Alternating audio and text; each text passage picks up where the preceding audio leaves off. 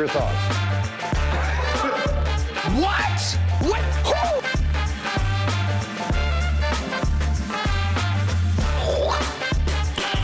Who? Nice.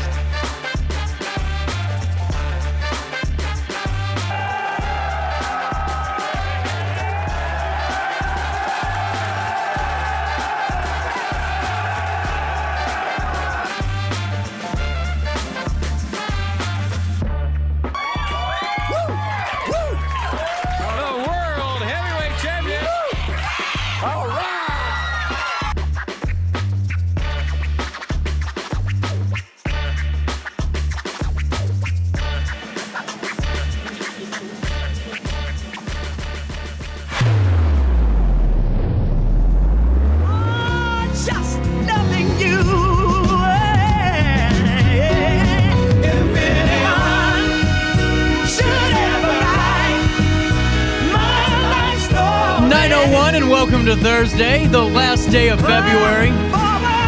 It should have been yesterday, but who's counting? It's Leap Day all across the world, and we got a great Thursday for you. Going to be talking to Lee Cox, Alton Little Theater here in about 20 minutes or so. Then at 10:30, we're going to be talking to DC Glenn, Whoop There It Is, tag team. He's going to join us by Zoom. We're going to talk a little bit about his time in Alton last year, plus some of the work that he does in reinventing his career and just all the great work he's done with the GEICO commercial, and just a fun conversation to wrap up the month with. We had a great week of shows. So many of you guys loved the Craig Hentrick interview, and thank you so much for reaching out and sending me texts and letting me know. But at 9:02, let's get right to news. Make sure you sign up for your daily email update. You'll never miss out. You can join myself and over 70,000 people in the know each and every day of the work week and on Saturdays with Around the Riverbend. We'll take you to Alton first. This is developing overnight. Dan Brennan, our content director, does report the following. A devastating fire destroyed the historical Turner Building at 4th and Ridge Streets in Alton on Wednesday, February the 28th. The fire erupted at 6:30 p.m. Wednesday. Alton Fire Department Chief Jesse Jemison said a box alarm and then a second box alarm were called for the fire.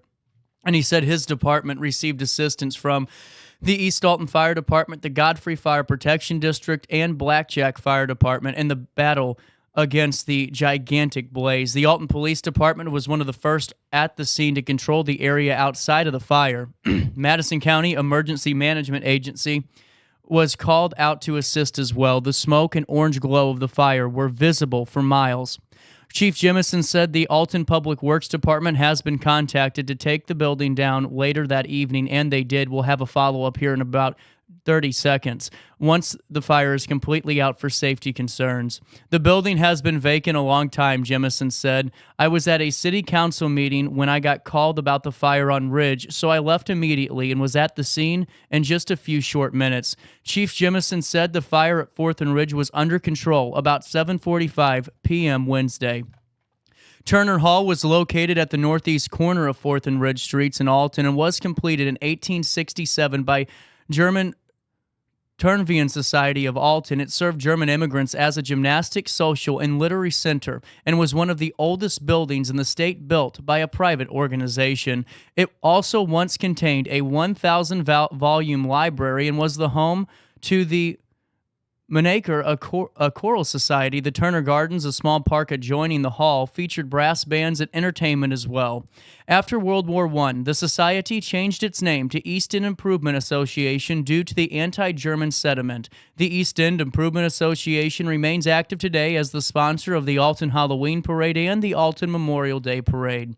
Chief Jemison described the situation as, quote, a massive fire. Luckily, no one was injured in the fire. We had 2 ladder trucks at the scene, he told RiverBender.com.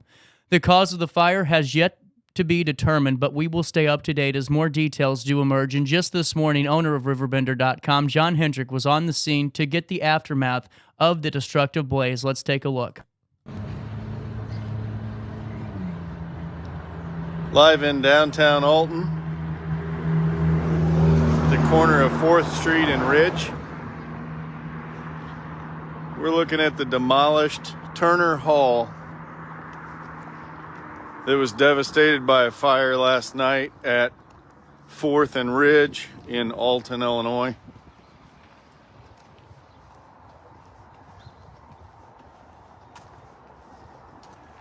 fire departments from around the area worked together to put the blaze out last night.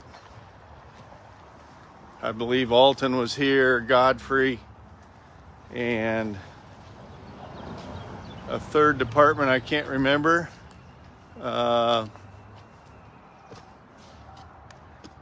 Once the flames were put out, they came to demolish the building because they were worried about it collapsing last night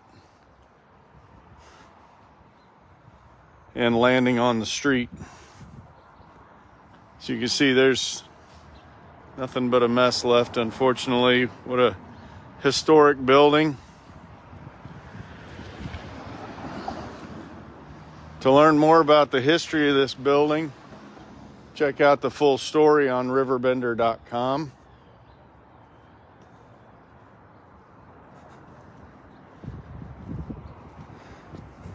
The last organization using this building was East End Improvement. They're the folks that put on our great Halloween parade. You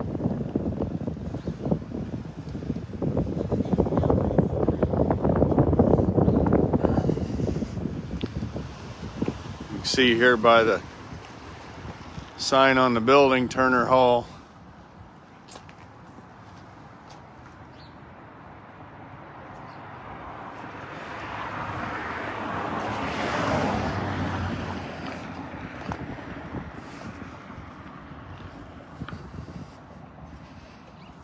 Fourth Street is closed today.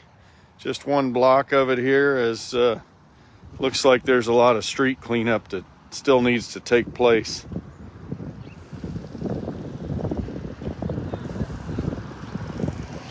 I'm not sure how late they worked on this building last night, but I'm sure that information will be available today through our news director, Dan Brandon.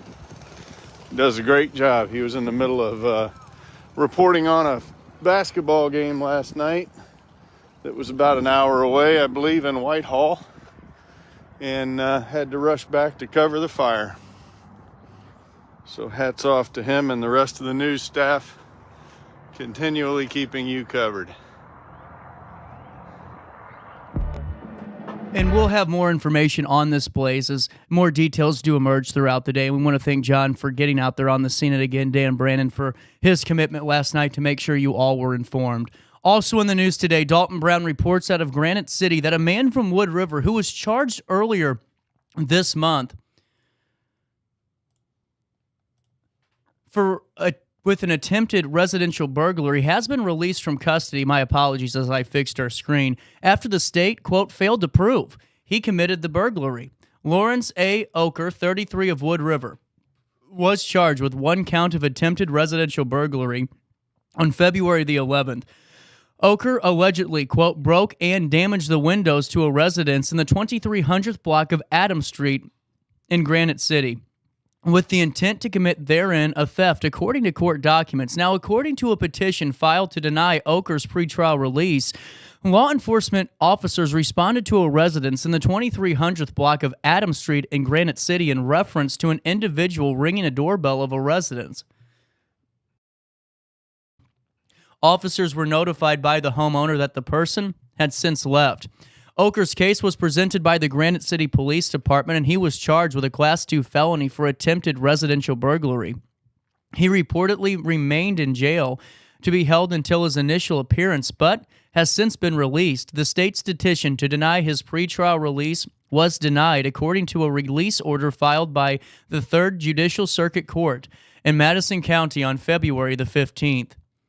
The state failed to prove by clear and convincing evidence that the defendant committed the offense of residential burglary as alleged in Count 1. The release order states, it continues, the defendant ran the doorbell several times and spoke to the homeowner who was away on vacation through the Ring camera. The defendant then left the residence and was located by law enforcement nearby.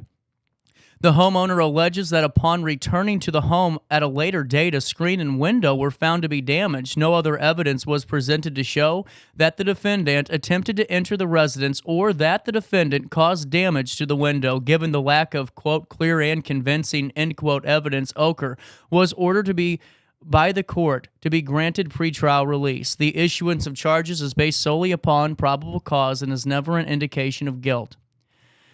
Also, Sydney Sinks gave us an update over yesterday morning. A few Alton Community Unit School District number 11 schools, including the middle school, were on lockdown during the morning of Wednesday. The Alton Police Department was requested to assist the DEA on Hazel Drive in Alton. Nearby Alton schools were put on lockdown as a result. Alton Police Department Chief Jarrett Ford said he cannot comment on the DEA's request, but the schools were safe. There was never any known or direct threat to any school or students or staff, and the lockdown was simply out of an abundance of caution, Ford said. Assistant Superintendent Elaine Kane described the lockdown as, quote, precautionary, and she said schools resumed to normal operations. Out of Alton, a tragic story. Dalton Brown reporting, after stabbing his mother multiple times in the head, neck, and chest, a man from St. Louis faces 3 felonies in a case filed by Alton Police Department earlier this month, and here's what we know. Michael R. Wiggins, 30, of St. Louis, was charged with attempted first-degree murder, aggravated battery, a Class 2 felony, and aggravated domestic battery, also a Class 2 felony. Charges were filed, on February the 8th.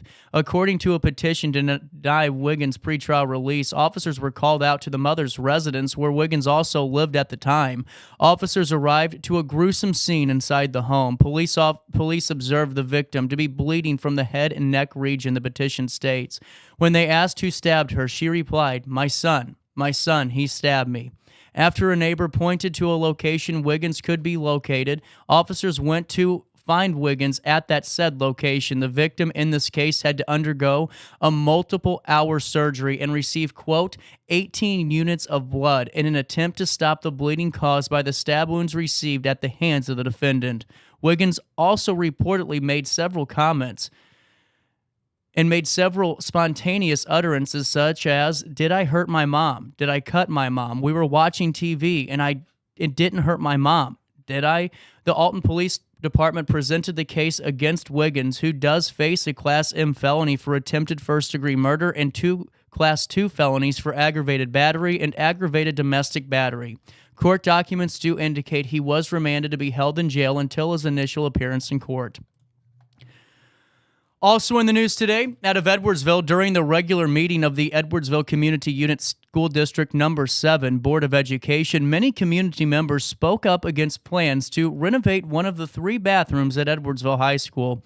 Madison County Chairman Kurt Prenzler was one of the community members who argued against the renovation and asked the board to reconsider. While some people noted safety concerns, Prenzler's argument was mostly entirely about the fact that the bathrooms will be all gender. Here's a statement. A number of people in the community have talked to me about this, and the opinion has been unanimous. People don't think it's a good idea and wonder why this is being considered. I'll spare you the details, but people have mentioned Bible verses, natural law, biology, history, etc.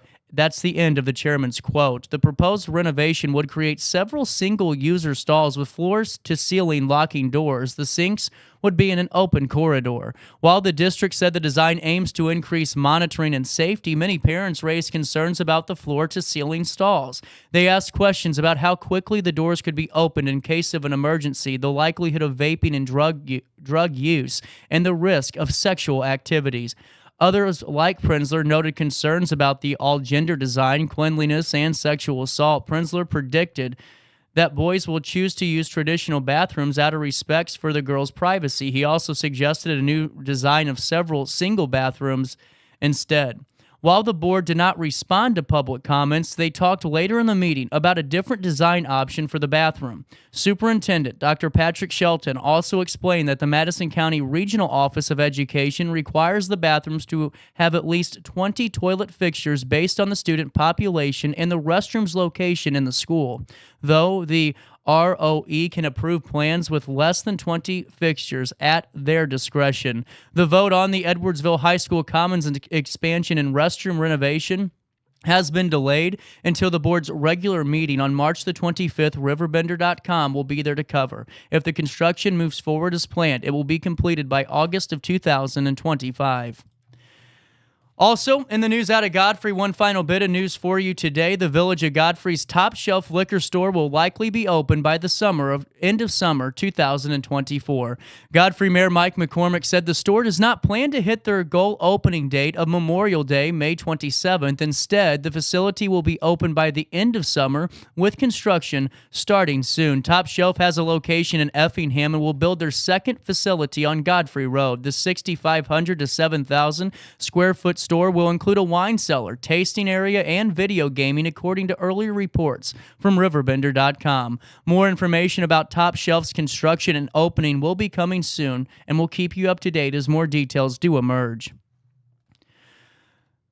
Lastly, in the news today, NFL legendary punter and former Notre Dame and Marquette Catholic High School star Craig Hentrick, originally from Alton, is now making a name for himself with his punting and kicking online courses. Craig says his online program will do the following: refine your technique, improve your accuracy, increase your power, develop an elite mindset, and master self-coaching skills. Hentrick said he believes his online method is the perfect way to teach punting and kicking. He said in the process, the students videotape themselves and it is analyzed step by step and refined.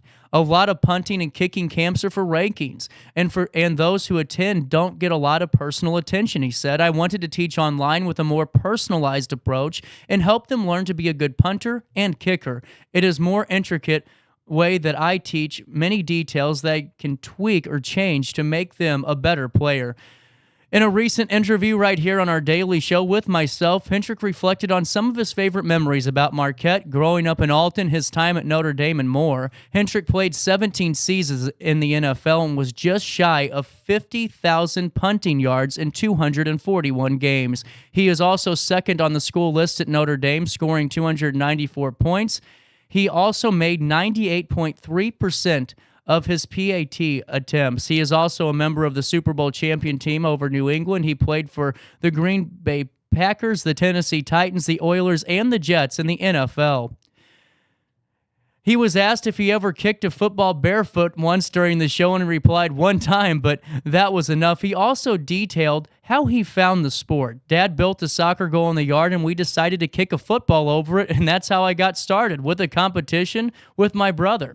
Craig is the cousin of John Hentrick, owner of Riverbender. Craig spoke highly of the Hentrick family and said John and many others have achieved great things in life. When asked about his favorite restaurant here in the area, he said he hadn't been back for too many days at a time in a while, but Tony's and the pepperloin steak, that's the go-to. Craig said becoming a great punter or kicker doesn't come together in one moment. Here's a statement. When you're punting, it happens so fast. The time you catch the punt snap, he said, you have about 1.2 to 1.4 seconds, and it's off your foot. You have to train your body so you don't have to think. If it's done right when the ball's dropped, I knew I was going to kill the punt. Hentrick said the NFL coaches were a little less hands-on than in college at Notre Dame. One of Craig's most memorable experiences while playing for the Marquette Explorers was a game where he kicked a 53-yard and a 55-yard field goal in a downpour of rain. One year, the Explorers were one game away from the state championship contest. He said he loved playing with that group and all the coaches he had at the time. The coaches, too, had a lasting impact on his life. Today, Craig tries to convey those who study with him his visualization techniques. Coach Lou Holtz always said that the body will achieve what the body will achieve, he said. We spent a lot of time at Notre Dame with relaxation periods to help us visualize big plays and overcome things that could go bad on the field. Craig had a powerful quote to close his interview with us, and he said something any athlete should probably remember. The mind is a very powerful thing. It's not only the drills and the training, but Coach Holtz always made us understand the power of the mind in achieving goals. At 9:19, let's take a very brief look at weather. It's still cold out there. It ain't Wednesday. 33 degrees. It feels like 40 today, mostly sunny and milder. Big warm-up on the way, thank goodness. Tonight, cloudy with a couple of rain or showers later on throughout the evening. They said there is a chance of snow. Temperatures will reach 49 degrees, drop down to 33 overnight on Friday, a high of 50. a low of 32, a 50% chance of precipitation. On Saturday, a high of 65, a low of 45. On Sunday, partly sunny skies, a high of 75, a low of 55. And on Monday, we're back to 75 degrees for the high, 50 for the low, with a 50% chance of rain. Let's take a look at downtown Alton before we talk to Lee Cox really quickly here. And you see our sky cam in all of its glory. Some folks getting in and out of town. Alton's a little bit bustling today. You see the Alton Amphitheater, the Clark Bridge, and all that cold air through the region in the heart of the 618. You can see that camera in real time all the time on RiverBender.com/weather, and for time and temperature throughout the day, 618-465-4545, this time powered by Bounce Back. Rehab, recover, and return home. It is the last day of February, and you have 15 to 16 days to really make up your decision for which night you are going to go see the Alabama Story. March 15th, 16th, and March 20th, 21st, 22nd, and 23rd. Those are your evening shows at 7:30 p.m. at Alton Little Theater. Then March 17th and March 24th, those are the matinees that go very fast for the ticket sales. This is a relevant story about one town's and one librarian's journey to understand the value of books and civil discourse. The play has national recognition as a must-see piece of theater. This is directed by Lee Cox and Gail Drillinger, and we'll get all the details in a few short seconds right here on RiverBender.com with Theater Thursday. But get your tickets now at altonlittletheater.org. That's altonlittletheater.org, or call the box office 618-462-3205 and say CJ sent me your way. When I got in the car accident at the ER, they gave me a prescription of hydrocodone, and over time it took more medication to mask the pain. I moved over to drug seeking and found heroin and fentanyl. I went to the Centerstone rehab facility, and it was the best decision I ever made in my life. I have my own car, I have a job, there's nothing holding me back anymore.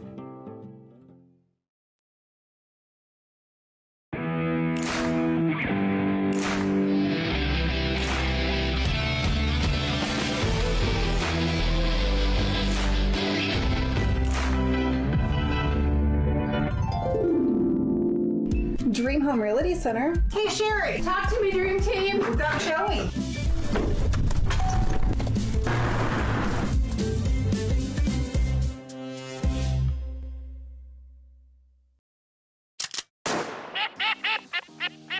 Whether you're a seasoned pro or a weekend warrior, gear up with Falcommit and elevate your hunting experience. From rugged gear for the seasoned hunter to adorable outfits for the little ones, we've got your whole family covered. Literally, because the best moments are made in the great outdoors. And with Falcommit, you're not just wearing gear, you're wearing the stories of your adventures. Discover the joy of hunting together. Visit falcommit.com and outfit your family for the next generations of memories. We are Phillips 66 Wood River Refinery. We make the fuels that take us to work and our children to school. We make materials and energy products that allow us to stay connected to each other. We care about the quality and safety of our products because we care about the communities we share. Our employees live our values of safety, honor, and a commitment to act as good neighbors where we live and operate. We are Phillips 66.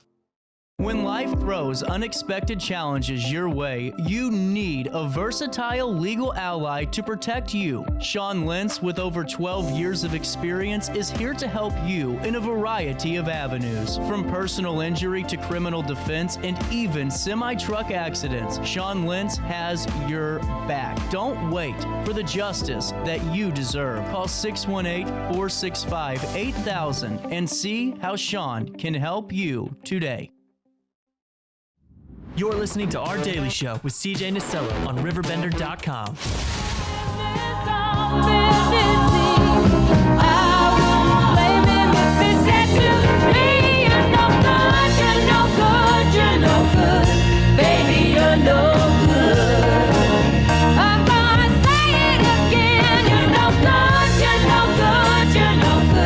You're no good if you ain't getting tickets to Alton Little Theater. That's what I can tell you. Absolutely. Isn't she just so great, you know? I just love Linda Ronstadt. I really do. See, you were born in the wrong generation. I was. I'm CJ. telling you, really were. I'd be a lot happier, I think, if I was born a couple of years earlier. Well, we didn't put But on then you'd make me older as your adopted mother. Remember that. That would not be. It's okay. Well, you haven't even hit AARP age yet. Come on, that's what I. Well, the reason is we didn't do our traditional theater open today because we're in this kind of interesting period here. We're in a very interesting period. And even, the leap year day, I was like, okay, he remembers, right? That it's still Thursday. You're darn right. I'm here.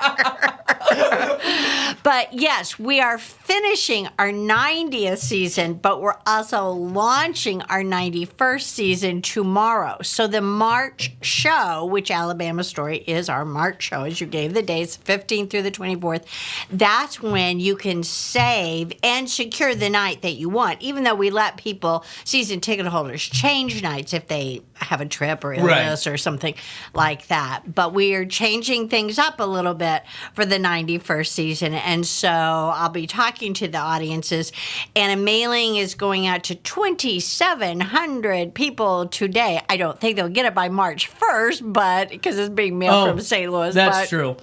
Our new brochure has it all the extra things, all the main stage shows, the studio series, the youth classes, everything. Well, there's a lot going on. I mean, you There guys is. have a shaboozy of a 91st season. And We do. But before we talk 91st, let's talk... Next week we're gonna do that, yeah. Let's talk just how things went for Four Poster, because you had a little bit of a... Surprise on opening night with snow and ice. But 80 hearty people showed up. We gave them hot chocolate, anything No they way. wanted. Yes, I was out there. They came and cleared the lot at 5 p.m. We opened the doors, at 6:30, and I'm out there spreading salt and okay, it's going to be okay. It's going to be okay. And most people just switch to Saturday night or the next weekend because that's always an option. But that sometimes does happen in March. We get that wet, pretty snow. Yeah. I don't need it to happen now. No, we're done. We got done. enough. We're done. I need to get through Alabama Story. I want everyone to come see this. You know how hard I have been fighting to get this show since 2019, and we do. In fact, there are 60 theaters now across the United States in 2024 that have been granted royalties, but we were the first community theater, and I think we're the first in the production schedule. Most of them are in the fall. So I'm hoping some people from all across the region will come, because I think this is going to go down like To Kill a Mockingbird, The Miracle Worker. I think this is going to be one of those plays that will be taught in schools, discussed, and a lot of theaters will hope to do this show. Well, and what goes into getting the rights to do something like this? Because, I don't even know where you would start. It seems like that's a massive undertaking. Well, you find a playwright, first of all, and then he was not working with a publishing house when I first found out about him. But there was a little article. See, if you read the papers and listen to the news, he was going to do a showcase at the Lincoln Museum up in Springfield in January of 2020. We all remember. So I traipsed up there, and he was all excited, and then COVID hit. And the museum, of course, being a state institution, had to shut down. And was shut down for about 18 months. Did very little except work behind the scenes and work on their videos and catalogs and things. So I kept in contact, and then he did get a publisher, but I already had his address. Well, his email. Not his address. I didn't go to his house. But I didn't go quite that far. He lives in New York. But and small world story, Sean Brennan, who we just did his show Beer for Breakfast, and we're doing another one next season. He and his wife are good friends with Kenneth Jones, and I think that helped because Sean and I become email buddies, friends. Right. And I think he told him she's really okay, even though she's kind of stalking you to get this show. But I just, I got it. Professional theaters are going to pay him a lot more. Yes. And probably have a 3 or 4 week run. I mean, Right. we have 8 performances this season, and I totally respect that. He worked for years and years and years developing this script, and I first liked it because it's just so beautifully written and true. Librarians have always been my heroes, always, and I cannot say enough about even the local librarians. Mary Cordes, I mean, everybody at She's the my library. favorite. Yeah, One of they're my they're favorites, just super supportive, and I know how hard they work, and they help people not just find a book, but to find information. And a story that I just heard reminded me when my husband was diagnosed in 2010 with a very rare form of cancer. I went to the library just to get him a book, try and take his mind off things, and I talked to Stephanie Munson and a lot of people, and they all did research and really helped me educate myself about what was going on with him. And we're just so supportive through that whole process, the hours and hours of chemo. I just got him every mystery book and everything he loves so much. So I will always remember that. Well, you're right, because I say it on the show because Hayner joins us twice a month on our daily show, and we talk about all those resources, but just the opportunities that are available with your local library, because no one realizes all the different programs and opportunities that await you. And it's not just here, but I mean, it's all over. You look that these libraries are really the community resource. They are. And Alabama Story is based on a true story of one librarian, Emily Wheelock Reed, but she also then dedicates so much of her career to Julia Hampton Morgan, who was the librarian that she replaced in Montgomery, Alabama.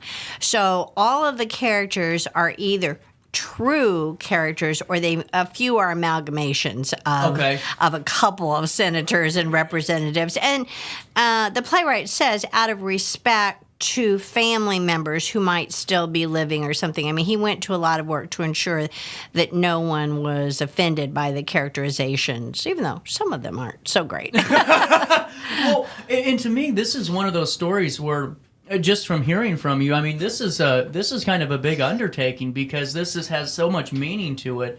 You know, I'm sure all the work that you're putting in to make sure that this goes off the way it's supposed to, and then your talented performers that are there on stage, I'm sure, really just eating this up, because this is going to be a revolutionary piece of theater.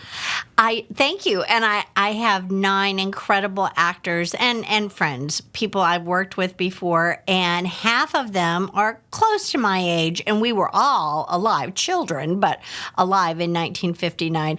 Half of them are younger, and it's almost inconceivable to them how things were in terms of segregated libraries and locked fences and benches that say whites only. And I am proud and yet somewhat taken aback by the things even that I was exposed to growing up. I had a wonderful early childhood growing up in Louisiana, but not everyone did. Yeah. And I am fully aware of that.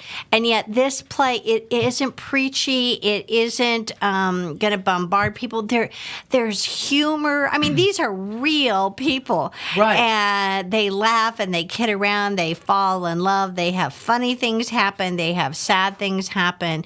That's what makes it a great play. These are very accessible, flawed even people. All of them have a certain blindness about them. And again, we discovered that through knowledge, people, like, the world opens up. I love the character of the young woman who has never read a newspaper and only reads these little poetry books, never been out of Alabama in her life. And suddenly she discovers that there's a whole world. She's never even driven, which was not odd. My mother didn't drive it until I was 10.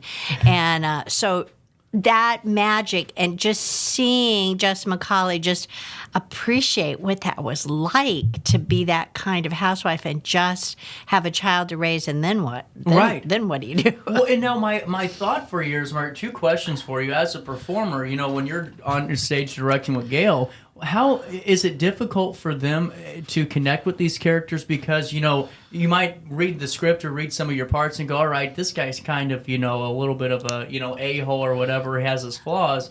But then when you go through it, you realize that person internally doesn't think they're a bad person. They're just a run-of-the-mill, everyday human being. Is that difficult in some situations? No, because I had control. Oh, okay. I'm not quite the softy that everybody thinks. And Gail was always my first choice. We had open auditions, but she is this character. One of the things I love about her, she is letter perfect in learning her lines. No business. I mean, she just absolutely gets to it and does it. And there's a ton of lines. And I knew she would anchor the cast and set the bar very high for everybody else. And she is reticent. Her natural personality isn't exuberant as mine is. And so this is a character that you don't love her immediately. She seems a little uptight and bosses her assistant around a little bit, but she's been so hurt, and we know that. She's also the only character that doesn't have a Southern accent because she went to school in Indiana. And you think, well, that wouldn't be hard. Oh, when everybody else is in the deep South and you are from Indiana, but I knew she could handle that.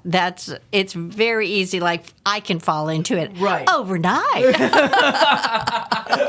Well, and that's what, getting back to just the overall production of this, how many light cues, is there a lot of sights and sounds that go into this, or is it more of a vocal performance? Well, both, but the light cues, Dennis is probably going to die on Monday morning because time, it just flows. There's no ending until, there is an intermission and then there's the end of the show.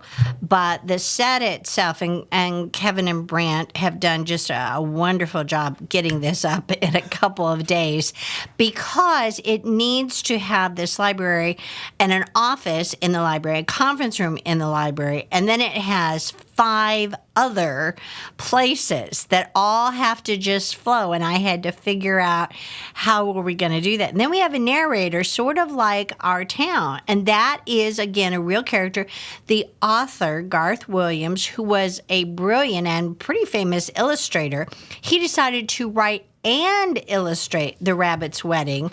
And that caused all the furor. Also made him a millionaire because I told the playwright, biggest problem of this play being a hit, you need 5 copies of The Rabbit's Wedding to actually make the flow work. She has one in her desk, 2 are presents, 1 gets shown.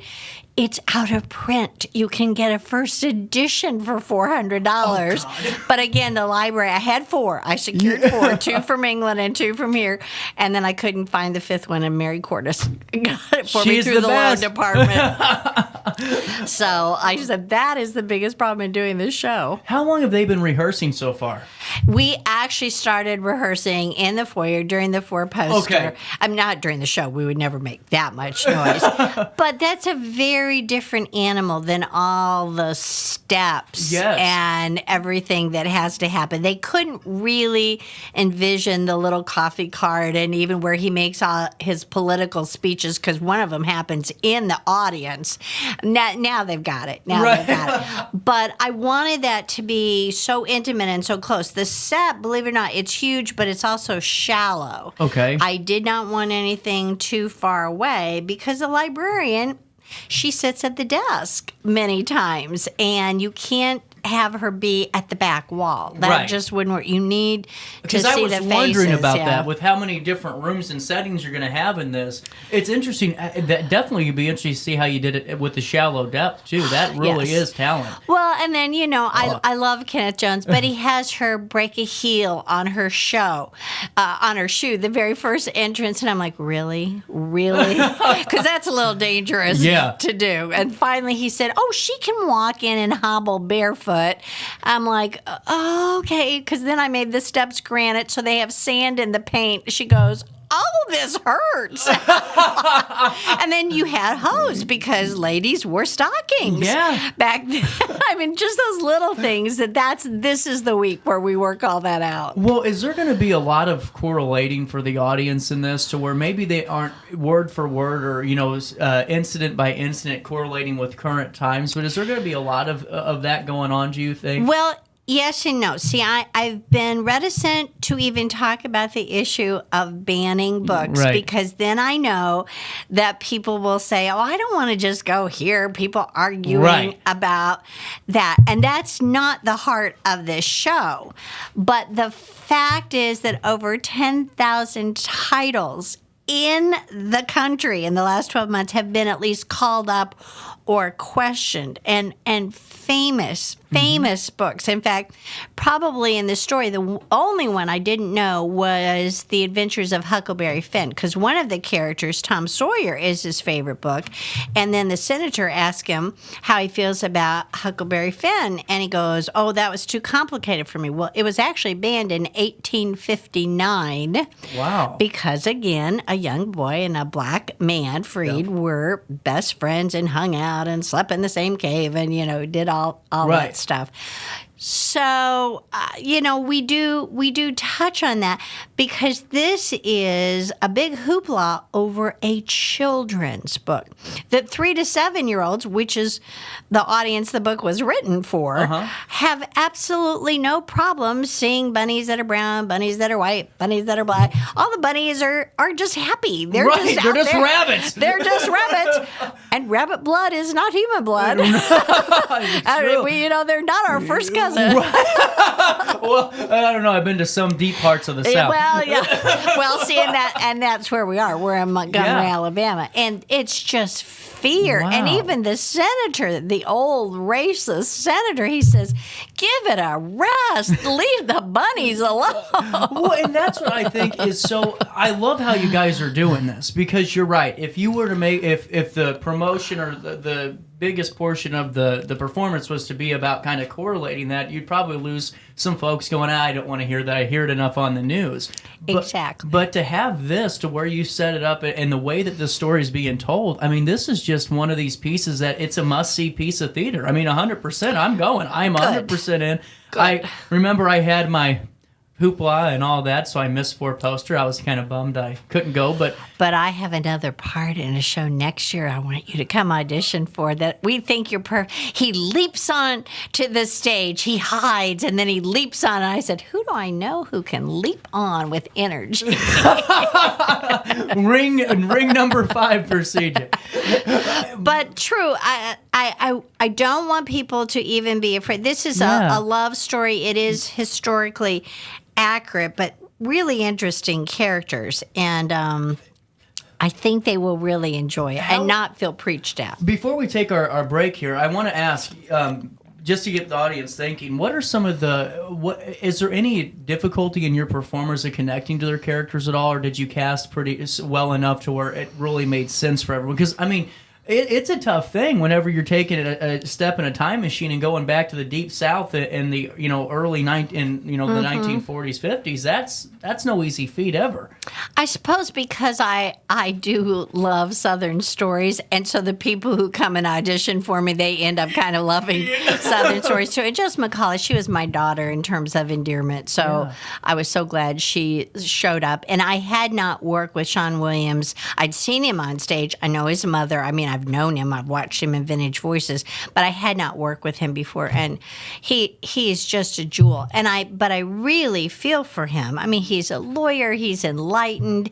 He doesn't even really think that much about the stereotypes or the confinement that a young black man would have in 1959. So, I've tried to have some sensitivity about that and have him share with me if there's anything, particularly in terms of just what happens to him as a child in a memory. And he lives in the North but comes back because he made a promise to his mother that he would always help the church in Alabama.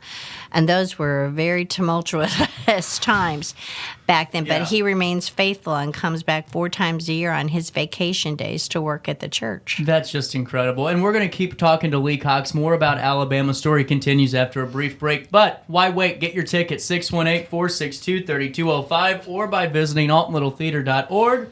on your website that you host for us. There you go. That too. I always forget about all those things, Yes, because they do so much upstairs that I just keep bouncing. Oh, they should see. I'm down here. My husband's upstairs. We're everywhere today. They keep me out of general population, Lee Cox. We'll take a quick break. Get your tickets to Alabama Story, and we'll learn more about it right after this.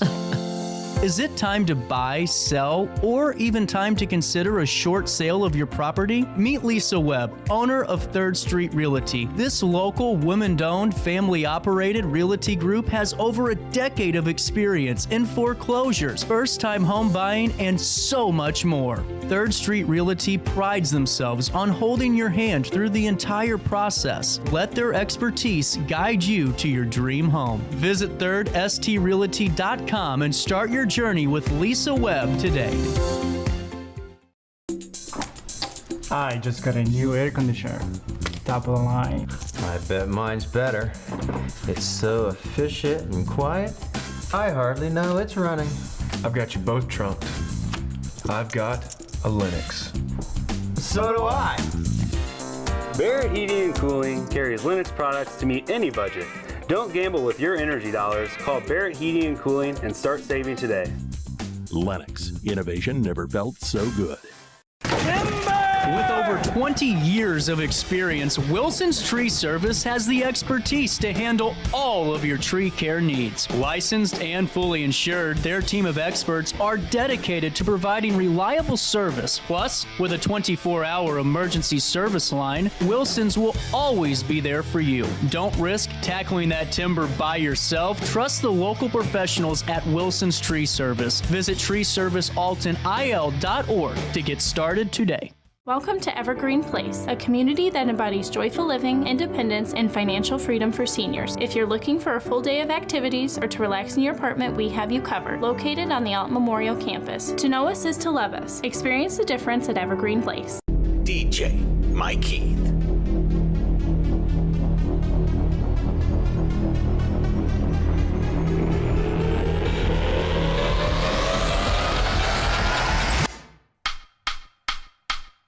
This is where I am today. Let me show you where I started.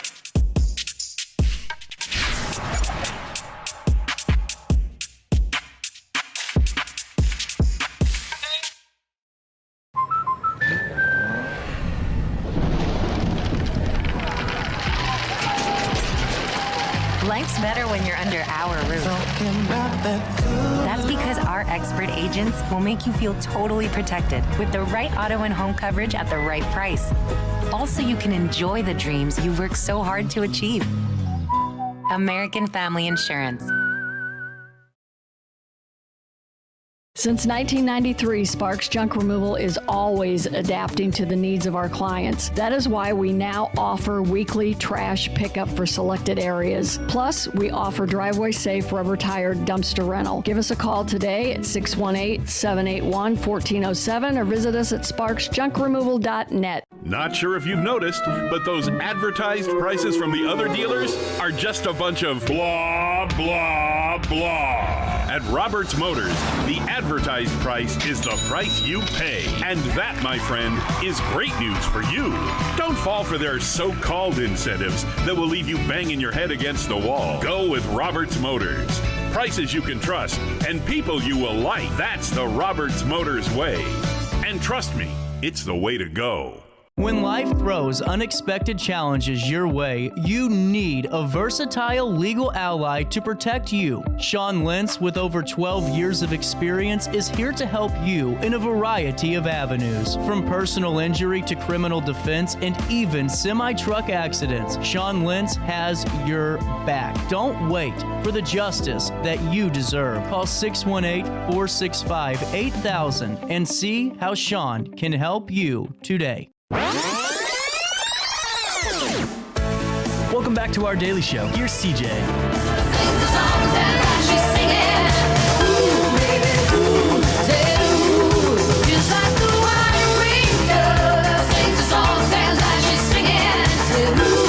You know, little Stevie Nicks as we're wrapping up the 9 o'clock hour with Alton Little Theater, Alabama Story, coming your way in just 16 days. Isn't it wild? Does it ever get, are you used to the quick turnarounds at this point?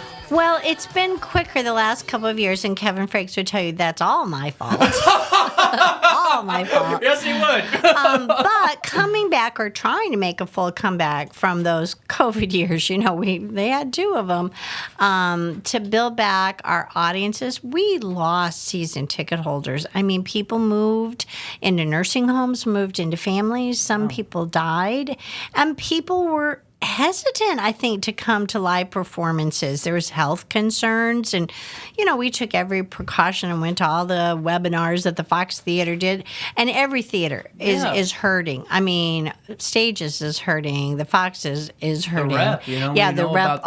The Rep is having big time problems, and it is phenomenal. But it's a lot more money. And so keeping our tickets reasonable, because we do not live in a moneyed community, and I'm well aware of that. But the expenses go up 40%, and the royalties, and I even get it, they went broke for 2 years on Broadway and all the professional houses, and they want to make more money, and I get it. It's very hard for a small theater. If we did not own our building, I don't know that we would be here. Well, and you did it while keeping your mission the same, because it could have been very easy to say, you know what, guys, we're hurting so bad, let's open up the doors and let's start booking the venue. Because I'm sure you have numerous phone calls each and every day that say, Lee Cox, that building's perfect for what I got to do, but it doesn't align with what the value and the mission of the Little Theater is. And that's what I applaud you for the most, because you didn't change course and go, we're going to be a venue space now and then have theater. We're going to be a Little Theater always. Well, thank you. And when you come see the show, I know you will see this, because Kevin said yesterday, because I told him I was coming down here, he goes, CJ is going to look at the main library and go, hey, we could have a wrestling match there. We could.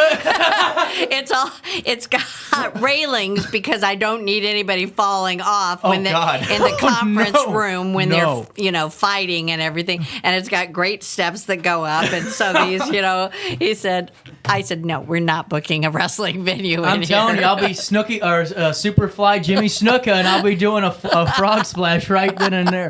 Well, and take me through so Gail is directing this with you, correct? Yeah, she's assisting, but she's wonderful on the line drills. She's very detail oriented, and it was just a safety. I'm just coming back. I am able to walk and function. But I was never going to go through that time where somebody else had to just come in suddenly. I wanted her here from the beginning. Mm-hmm. I'm not having any back surgery until April, so I'm fine through the show. Are you feeling currently okay? Except I can't wear high heels, which sounds like not a big deal. But for you, that's a big deal. But for me, that's a very big deal. Being 5'8", I had to learn, and I was 5'8" when I was in 7th grade. Oh, wow. So I could either slouch or I could take pride in being the tallest girl in the class. So I always wore high heels and dated older boys. So giving them all away 20 pairs, I told you I took him to Goodwill. Somebody had a very good Christmas. So do you know what's funny is that this, because you said that, I was always small. In 5th grade I was like 4'11", maybe. In 6th grade, I was like 4'11", maybe, and finally grew in 7th grade. But what you said with the older boys, every older girl loved the small, short, little cute kid. It was the most amazing thing I've ever seen. You were our best friend. Yeah. Well, but now I can't even get someone to spit in my direction, Lee Cox. I don't know what's happening. No, did you do auditions for Singing in the Rain yet? Oh, no, that is tomorrow. I should announce that, really, in fairness. Tomorrow, Saturday and Sunday, yes. Saturday at 10 and Sunday at 1. He's having open auditions, crowds, I hope. You need a lot of people, don't you? A lot of people, 35-ish. We'll put an alert out for that to make sure people know. Yeah, and I've had lots of 14 and 15-year-olds, and I love that they know the show. I love that they love the show. And some might look mature, but these are pretty much adult roles. Okay. But again, my 50s dresses are going to come in handy, and a lot of the suits we've invested in. Yeah, Kevin's like, could you just do a show that maybe we don't need 50 costumes? Just once. Because there's no room upstairs. upstairs. There's, we just finished the 4-poster, which was Victorian and all her gorgeous dresses and things. But yeah, then everybody, after I clean them, we still have to put them away. We have to find a place for them, and we're really crowded. We have over 4,000 costumes upstairs. That's incredible. Wait, upstairs? Upstairs, yeah. There is a second floor. See, most people don't know that. You will notice the spotlight, and you think, well, how did they build that? Well, that is on the end of the whole costume collection. Oh my God, I learned something new. So I really had no idea. Not just the 4 buildings outside and the car and the trailers and everything else Kevin and I bought. But yes, the costume collection was Dorothy Colonius's pride and joy, her hat. And again, no matter how carefully you store things, material, like literally the material from the 30s and 40s, besides being miniature because people were smaller, it just rots after a while. So we try so hard to keep it at a certain temperature. That costs some money to keep it constantly cool in the summer. But I love going through the costume collection. And Corinne Jones, I have a younger generation who comes up and helps me now, and they love it. Are you getting new younger folks in that are... Oh, we are. Yeah, it's that 35 to 50. Really? That's what we need. Yeah. The younger kids that started with us when we started the youth classes and interns, 25 to even 35, I've got pretty... I mean, I always want more. Right. But you talk about busy people. It's those young parents, people pursuing their career, and they're like, what do you mean you rehearse 5 nights a week? Right.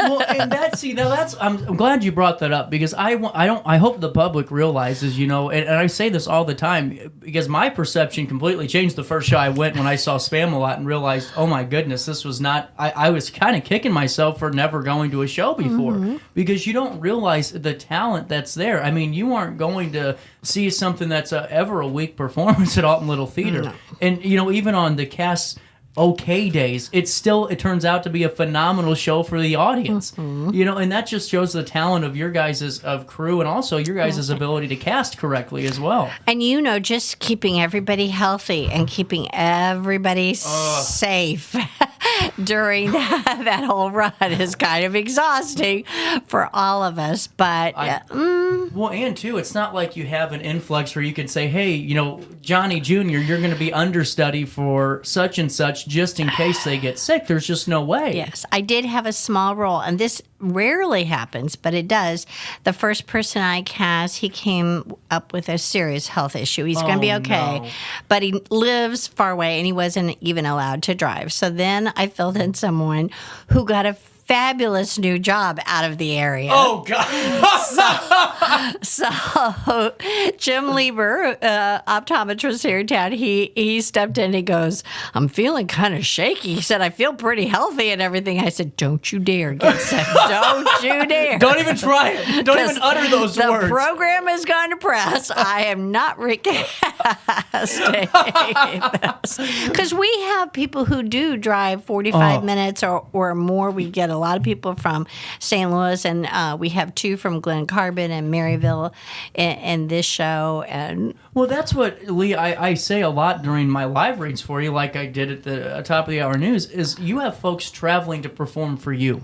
And I don't say this lightly, but I mean, we've talked about it on this show before. The actors aren't paid, they get incentives, but it shows I do feed them. You do feed them, and you give great incentives, and you treat them like royalty when they're there. But they're coming out of their own pocket to come and perform for us, and that's a hell of a treat for the audience and the public. And someone like Jess McCullough, who has a quality voice, top voice, but for her to want to do this play really touched my heart because she could get cast in 10 musicals today. But she and I did Terms of Endearment. We've done several dramas together, and we really do have a bond. And she said, I really like to do a play every once in a while. And we can't do many dramas. I understand people want to be entertained, and sometimes they don't understand that the best dramas also have humor in them. Thank you. And are visually very interesting and interesting stories. We just don't hammer them with seriousness. I'm a drama person myself. I thought Violet Sharp was such an amazing performance. I loved the play. That ticked all of my boxes. See, and our response to that, and that we were out on a limb. But our response from the audience said, okay, once in a while we can put in, but I read many shows. Yeah. And I love that playwrights send me shows. I love that because this is their hard labor. But I also know that it has to have kind of a universal appeal. There has to be something about this story that transports people into thinking about their own life. And see, I do think reading, we are in a little bit of a crisis, not because of the banning, but because of the internet. You're right. 100% over. You're right. Getting the kids off the social media sites and actually reading something. We know attention spans, and they just want it quick. Give me 2 sentences and tell me. You cannot discuss some themes. I also know that parents who say, I don't want my child reading that book, or, no, I don't even want them knowing. I'm like, you have no idea what they know.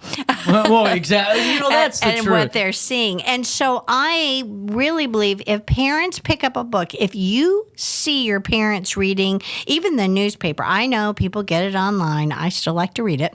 But if you pick something up and you even get what they're interested in, and maybe you pick up a book or reference and find out something about they're interested in, that they're more likely to pick up books later too. Well, and Lee, I still think there needs to be a law that bans social media for anyone under 13 years old, I do maybe too. even 16. I don't think they should be allowed on it. The exploitation of children's terrible. It is. And it creates a false sense of reality is what it's doing. And that's my biggest complaint, is that the things that they believe are real. Exactly.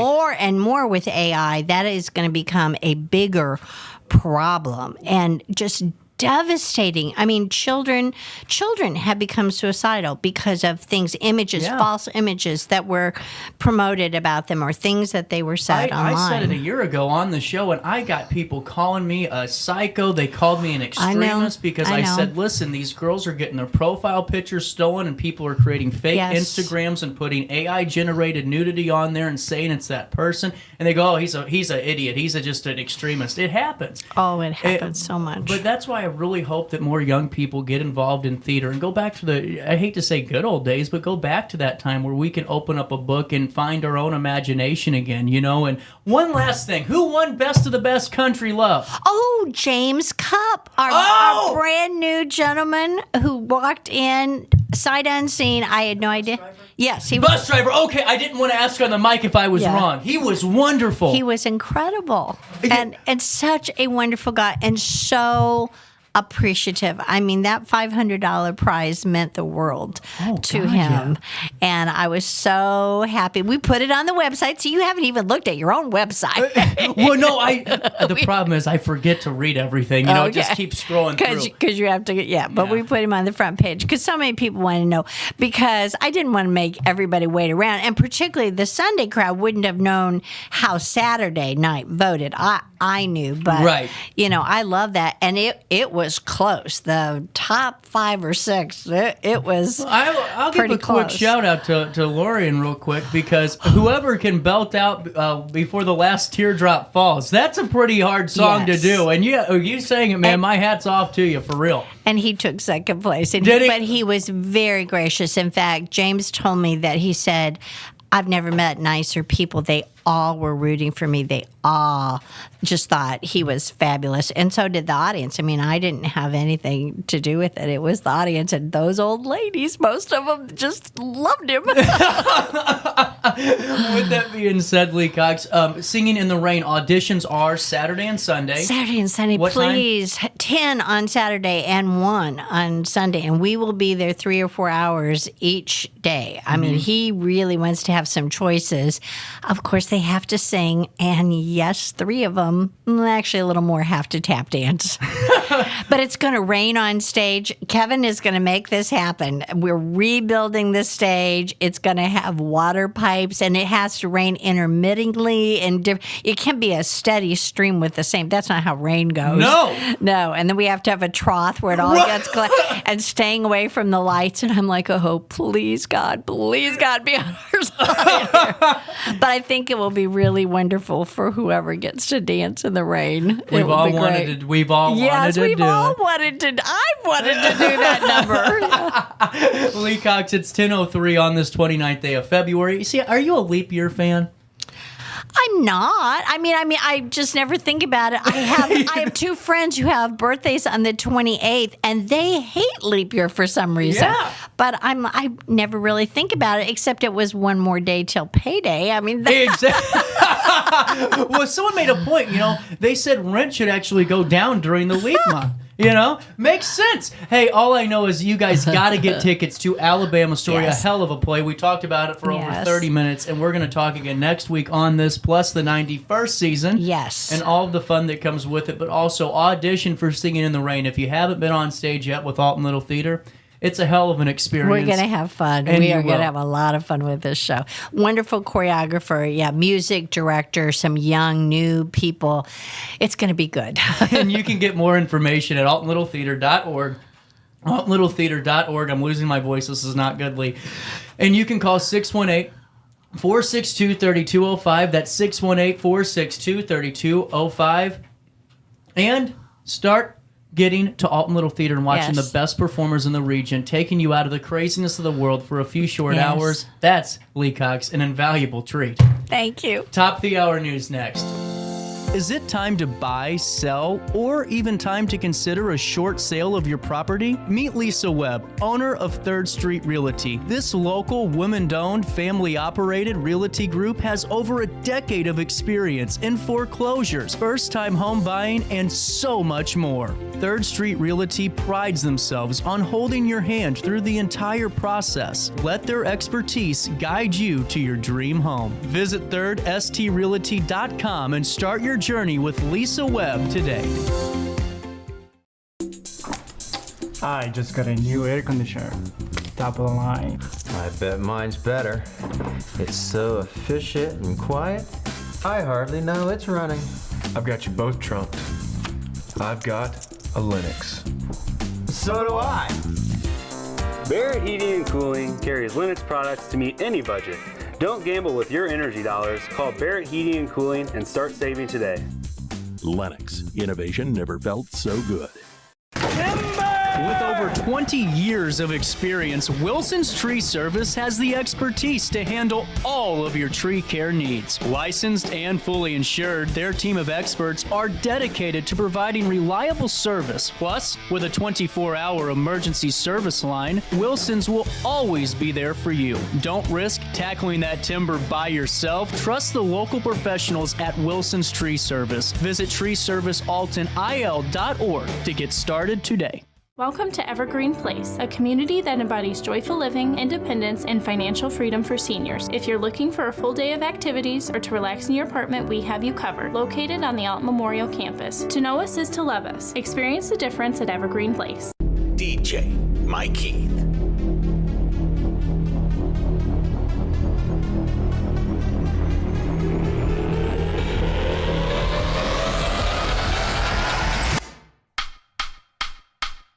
This is where I am today. Let me show you where I started.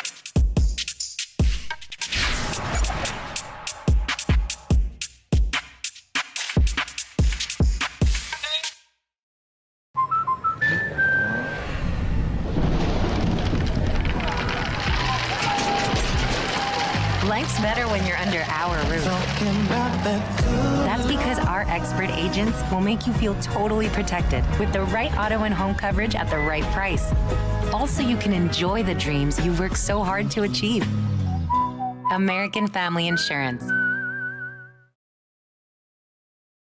Since 1993, Sparks Junk Removal is always adapting to the needs of our clients. That is why we now offer weekly trash pickup for selected areas. Plus, we offer driveway-safe rubber-tired dumpster rental. Give us a call today at 618-781-1407 or visit us at sparksjunkremoval.net. Not sure if you've noticed, but those advertised prices from the other dealers are just a bunch of blah, blah, blah. At Roberts Motors, the advertised price is the price you pay. And that, my friend, is great news for you. Don't fall for their so-called incentives that will leave you banging your head against the wall. Go with Roberts Motors. Prices you can trust and people you will like. That's the Roberts Motors way. And trust me, it's the way to go. When life throws unexpected challenges your way, you need a versatile legal ally to protect you. Sean Lentz, with over 12 years of experience, is here to help you in a variety of avenues. From personal injury to criminal defense and even semi-truck accidents, Sean Lentz has your back. Don't wait for the justice that you deserve. Call 618-465-8000 and see how Sean can help you today. Welcome back to our daily show. Here's CJ. Waiting in the sky. He'd like to come and meet us, but he thinks he'd blow our minds. There's a starman waiting in the sky. He's told us not to blow it, 'cause he knows it's all worthwhile. He told me, let the children lose it. Let the children. Welcome back, 10:09. Top of the hour news. A little bit later, my apologies. It is leap year day, the 29th day of February on RiverBender.com. It's our daily show, and here's what's happening around the Riverbend. Make sure you sign up for your daily email update. You'll never miss out. You can join myself and over 70,000 people that are in the know each and every day of the work week and on Saturdays with Around the Riverbend, folks. There's a reason that we are your true number one source of everything local. We'll take you to Alton first. Dan Brandon is our content director, and he was on the scene last night. This is our lead story on RiverBender.com today. It has been developing, and that is the historic Turner Hall in Alton was engulfed by a massive fire overnight. It started around 6:30. A devastating fire destroyed the historic Turner Hall building at 4th and Ridge Streets in Alton on Wednesday. The fire erupted at 6:30 p.m. Alton Fire Chief Jesse Jemison said a box alarm and then another box alarm, a second one, were called for the fire, and he said his department received assistance from the East Alton, Godfrey, and Blackjack fire departments and protection districts in the battle of this gigantic blaze. The Alton Police Department were one of the first at the scene to control the area outside of the fire. The Madison County Emergency Management Agency was also called out to assist in this blaze. The smoke and orange glow visible for miles. Chief Jemison said the Alton Public Works Department had been contacted to take the building down later that night once the fire was completely out for safety concerns, and they were able to do that. Turner Hall was located at the northeast corner of 4th and Ridge Streets in Alton and was completed in 1867 by German Turnverein Society in Alton. My apologies if I mispronounced it. It served German immigrants as a gymnastics, social, and literary center and was one of the oldest buildings in the state built by a private organization. It also once contained a 1,000-volume library and was the home to Archer, a choral society. The Turner Gardens, a small park adjoining the hall, featured brass bands and entertainment. After World War I, the society changed its name to the East End Improvement Association due to the anti-German sentiment. The East End Improvement Association currently remains active today, as we all know, with the Alton Halloween Parade they sponsor and the Alton Memorial Day Parade. Chief Jemison described the situation as, quote, a massive fire. Luckily, no one was injured in the fire, he said. We had 2 ladder trucks at the scene. Jemison said a track hoe was brought in later that night to take the building down for safety concerns. We do have video, and we'll air that here momentarily, as we did in the top of the hour news in the 9 o'clock hour. The cause of the fire has yet to be determined, but RiverBender.com will stay up to date and in the know for you and relay those details as more of them are announced. We will take you to the scene today, the aftermath of that massive fire that did destroy the historic Turner Hall building. John Hendrick, the owner of RiverBender.com, was on scene this morning, and he took a first-hand look for all of us on RiverBender.com. Live in downtown Alton, the corner of 4th Street and Ridge. We're looking at the demolished Turner Hall that was devastated by a fire last night at 4th and Ridge in Alton, Illinois.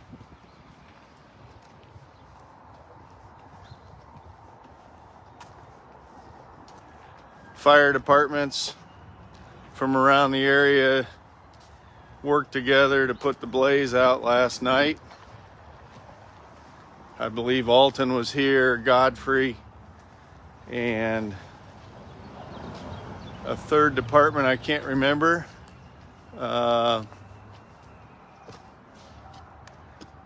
Once the flames were put out, they came to demolish the building because they were worried about it collapsing last night and landing on the street. So you can see there's nothing but a mess left, unfortunately. What a historic building.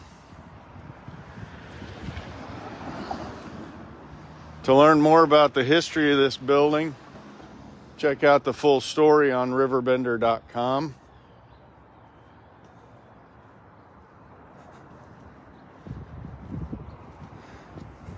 Last organization using this building was East End Improvement. They're the folks that put on our great Halloween parade. You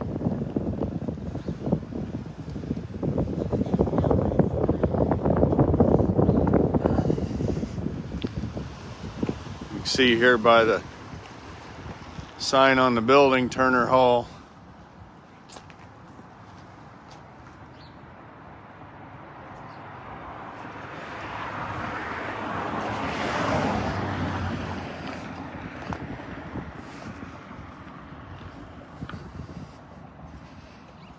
Fourth Street is closed today. Just one block of it here, as looks like there's a lot of street cleanup that still needs to take place.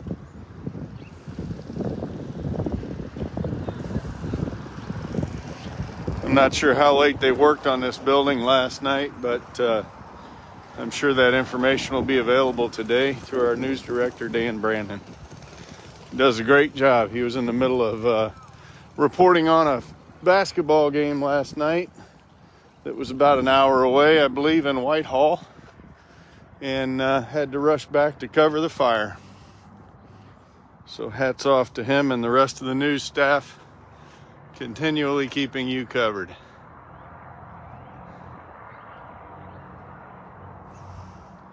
And that is the aftermath of the massive fire that did engulf the historic Turner Hall and destroyed the building. As John did mention in that video that he relayed earlier this morning, the building was demolished last night out of that abundance of caution. And we'll keep you more updated as more details do emerge on this. And you can go to RiverBender.com/news and get the latest on this blaze.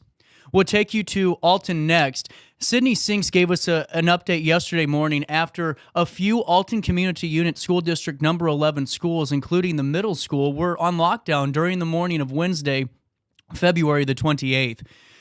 The Alton Police Department was requested to assist the DEA, the Drug Enforcement Administration, on Hazel Drive in Alton. Nearby Alton schools were put on lockdown as a result. Alton Police Department Chief Jarrett Ford said he cannot comment on the DEA's request, but said the schools were safe. Here's his statement. There was never any known or direct threat to any school or students or staff members, and the lockdown was simply out of an abundance of caution. Assistant Superintendent Elaine Kane described the lockdown as follows: precautionary.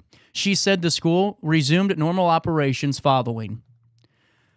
Also in the news, out of Madison County, Dalton Brown is reporting that after stabbing his mother multiple times in the head, neck, and chest, a man from St. Louis faces 3 felonies in a case that was filed by the Alton Police Department earlier this month. Here's what we know on this.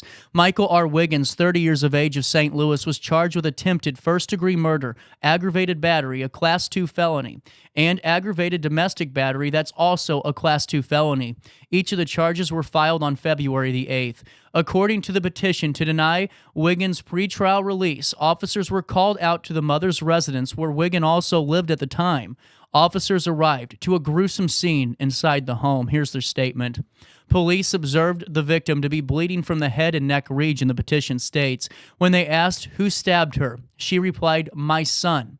He stabbed me." After a neighbor pointed to a locations Wiggins could have been located, officers went to that said locations and found Wiggins. The victim in this case had to undergo a multiple-hour surgery and receive 18 units of blood in an attempt to stop the bleeding caused by the stab wounds received at the hands of the defendant. Wiggins also reportedly made, quote, several spontaneous utterances such as, "Did I hurt my mom? Did I cut my mom? We were watching TV and I didn't hurt my mom, did I?" The Alton Police Department presented the case against Wiggins, who faces a Class M felony for attempted first-degree murder and 2 Class 2 felonies for the aggravated battery and aggravated domestic battery charges. Court documents indicate he was remanded to be held in jail until his initial appearance in court. Also in the news out of Godfrey, Village of Godfrey's Top Shelf Liquor Store will likely be open by the end of the summer 2024. Godfrey Mayor Mike McCormick said the store does not plan to hit their goal opening date of Memorial Day. Instead, the facility will be open by the end of summer, with construction starting soon. Top Shelf has a location in Effingham and will build their second facility on Godfrey Road. The 6,500 to 7,000 square foot store will include a wine cellar, tasting area, and video gaming, according to earlier RiverBender.com reports. For more information about Top Shelf's construction and opening, it will be coming soon, and you can stay up to date on RiverBender.com. Let's take a brief check at your weather today. Temperatures, have they gone up? They have. 40 degrees right now. It feels like 44. Today, mostly sunny. It will be milder, but a big warm-up is on the way. Tonight, cloudy with a couple of rain or even snow showers later on tonight. Temperatures will reach 50 degrees today, drop down to 34 overnight. On Friday, the first day of March, a high of 51, a low of 34, 55% chance of precipitation. On Saturday, a high of 65, a low of 48. On Sunday, partly sunny skies, a high close to 80. How about that? And then a low in the 50-degree region. On Monday, a high of 74 and a low of 46. But man, that sun is shining down on Clark Bridge. Take a look at that. You can see the bridge reflecting up from the river, and you can see some cars coming into Alton and out of Alton, hopefully hitting some of our local restaurants and patronizing them, as we are committed to supporting local here on RiverBender.com. You can get this beautiful check of downtown Alton in real time all the time on RiverBender.com/weather. And for time and temperature throughout the day, you can always give this phone number a ring, 618-465-4545, this time powered by Tom Lane. He is your local State Farm agent. Before I take a quick pause, let me fill you in. Lisa Webb, 3rd Street Realty, 3rdstrealty.com, the true best at what she does. She doesn't treat you like anything other than a person. You know, whenever we're making big purchases in life, you can always tell by the demeanor of the individual helping you on this journey. Is the individual holding your hand through the process, walking you through the hurdles, answering all of your questions, even asking some questions for you to help you get the most out of what you're needing? That's what Lisa Webb does. She sat me down in that office. An hour and a half later, I had the house, and then a month later, I moved into that house. She found so many grants to help me find my first house, and I know that she'll help you find yours too, whether or not you're buying or selling, or you're even foreclosing. 3rdstrealty.com. That's 3rdstrealty.com, and tell Lisa CJ sent you her way. We'll take a quick break. We'll come back and take a little bit of a pause and look at things that happened on the state in history. And then at 10:30, we're talking to DC Glenn. Whoop, there it is, right on our daily show. Is it time to buy, sell, or even time to consider a short sale of your property? Meet Lisa Webb, owner of 3rd Street Realty. This local, women-owned, family-operated realty group has over a decade of experience in foreclosures, first-time home buying, and so much more. 3rd Street Realty prides themselves on holding your hand through the entire process. Let their expertise guide you to your dream home. Visit 3rdstrealty.com and start your journey with Lisa Webb today.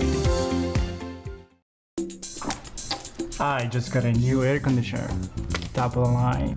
I bet mine's better. It's so efficient and quiet, I hardly know it's running. I've got you both trunked. I've got a Linux. So do I. Barrett Heating and Cooling carries Linux products to meet any budget. Don't gamble with your energy dollars. Call Barrett Heating and Cooling and start saving today. Lennox. Innovation never felt so good. Timber! With over 20 years of experience, Wilson's Tree Service has the expertise to handle all of your tree care needs. Licensed and fully insured, their team of experts are dedicated to providing reliable service. Plus, with a 24-hour emergency service line, Wilson's will always be there for you. Don't risk tackling that timber by yourself. Trust the local professionals at Wilson's Tree Service. Visit treeservicealtonil.org to get started today. Welcome to Evergreen Place, a community that embodies joyful living, independence, and financial freedom for seniors. If you're looking for a full day of activities or to relax in your apartment, we have you covered. Located on the Alton Memorial campus. To know us is to love us. Experience the difference at Evergreen Place. DJ Mikey.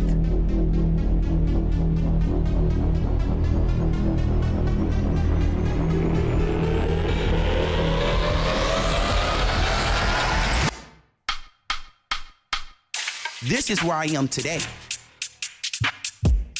Let me show you how I started.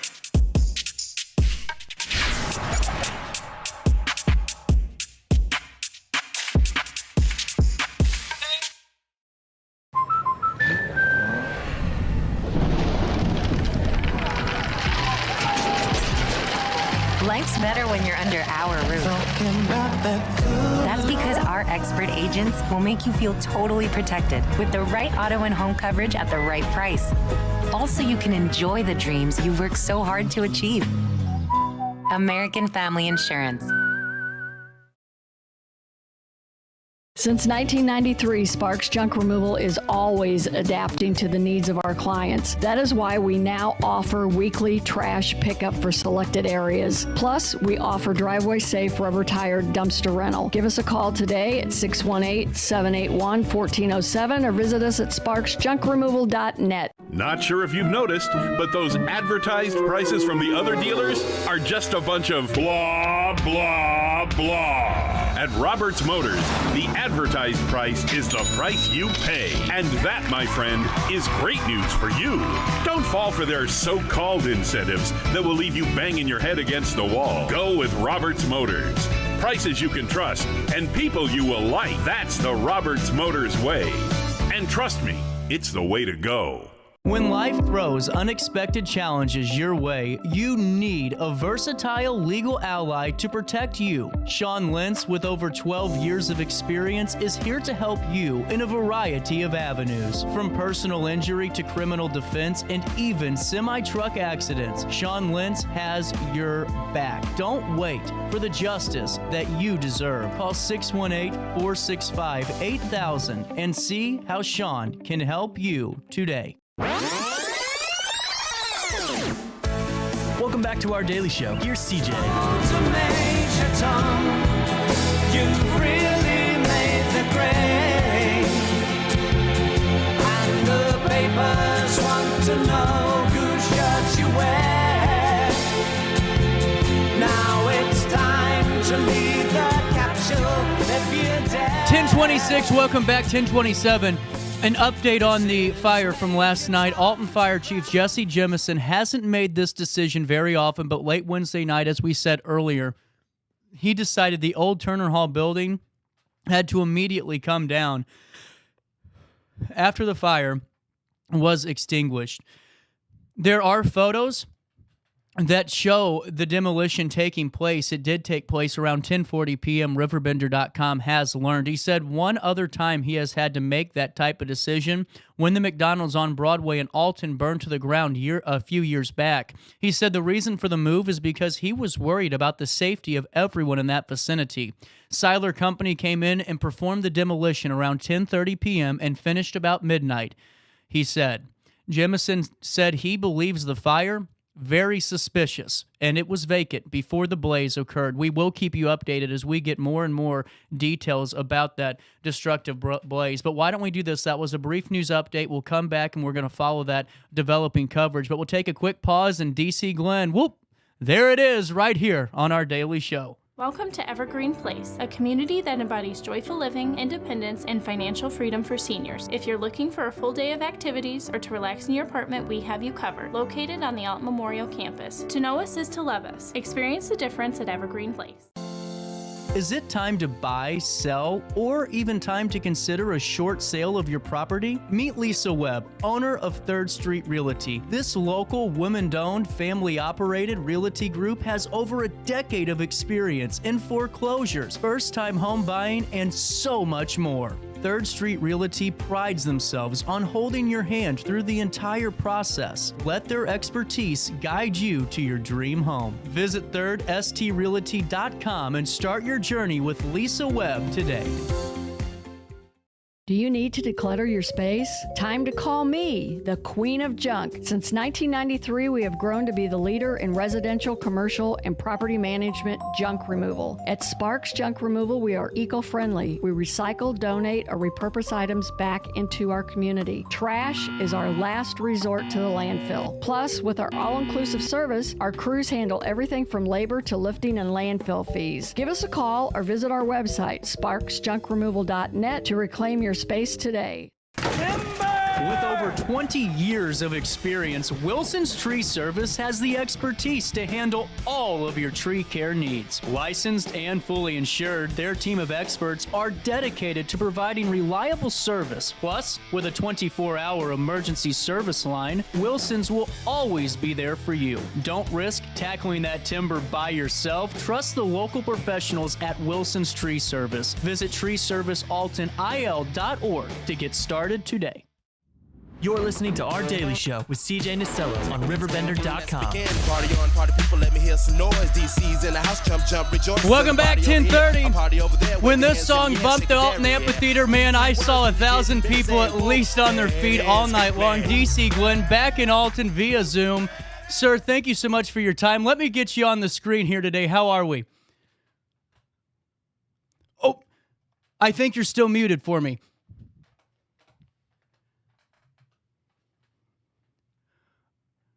The power of Zoom. Let's see if we can figure this out on the phone. There we go. There we go. Hey, how's everybody doing this morning? Oh, doing great, sir. Thank you so much for your time. You know, last year, before we get started, you guys rocked the Alton Amphitheater, and it was one of the most exciting shows that we've seen there in quite some time. If you remember a little bit of it, how was your time in Alton last year? I had a ball. You know, our whole thing is energy, right? And I've been a DJ all my life. So, you know, back in the day, if you couldn't keep the dance floor packed, you weren't a good DJ. Yeah. So I kind of keep that, you know, that's something that never goes away. So our focus when we're on that stage is to try to give people the greatest entertainment and the greatest time full of energy that they've ever had. And I think we did that well.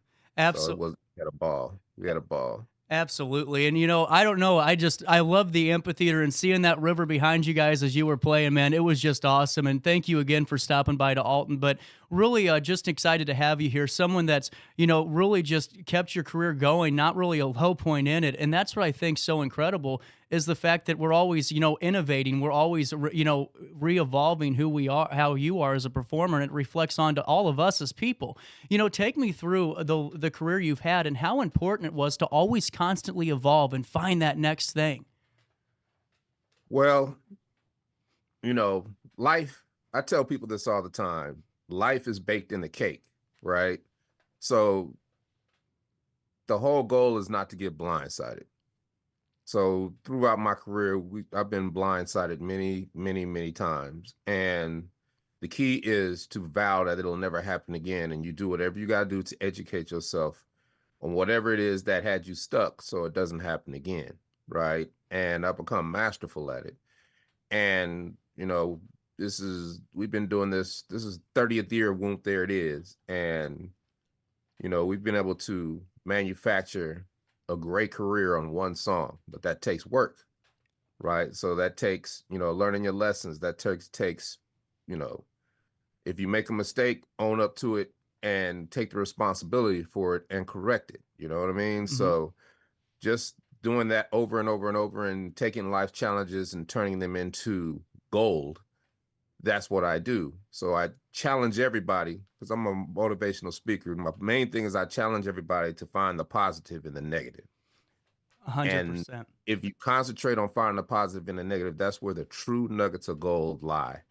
And now your mind is truly open to every possibility imaginable, and you're not stuck because you're thinking negative about every situation. And that's a perfect segue into what I was wanting to hit on next is the fact that, so many of us, and I've come into this all the time, just being the young guy that's done the radio show for 6 years in different facets, is I feel like sometimes as people, we don't open ourselves up to those new horizons. We always kind of shut the door and make sure what works right now is what works, and this is what we're focusing on. How important is it for you to be open to these, different thoughts, these different ideas, these different trajectories, to realize, hey, there's more to life than just this one facet of it? Couple of things. Over my year, I'm more mature and more seasoned, and what I've learned is that you cannot let life pass you by. And that's what happens to a lot of people. I see a lot of people that used to be youthful and vigorous and always wanting to learn and always wanting to soak up stuff and always wanted to, meet the challenges of life, just kind of stop. And what happens is life passes them by. And then when they want to do it again, because you didn't try to keep up, you're kind of lost in the sauce. And now it's just hard to recover from anything. And, I've watched a lot of people I love do that. And, to me, I think that's what, makes people leave this earth a little bit earlier than they want to and leave this earth a little bit unfulfilled, right? So I just vowed that I'm never going to let life pass me by. And I wish that I wish that I loved to learn how much I love to learn when I was younger, right? But, back then I was just learning. I had to learn how to learn, right? And when I say learn how to learn, well, if I want to do something new, how do I learn about it? And people ask me this all the time. And the one thing I tell them, if you want to learn something and you want to learn it quick, join an organization, association, or society. And I'm a part of about 30 different organizations. So when I want to learn about how to be my own publicist, I joined the Public Relations Society of America, go to their convention, put on a big WHOOMP There It Is t-shirt. Now I'm meeting all kind of colleagues and everybody is just giving me vital information because organizations are filled with people who love their profession that have been doing it 10, 20, 30, 40 years.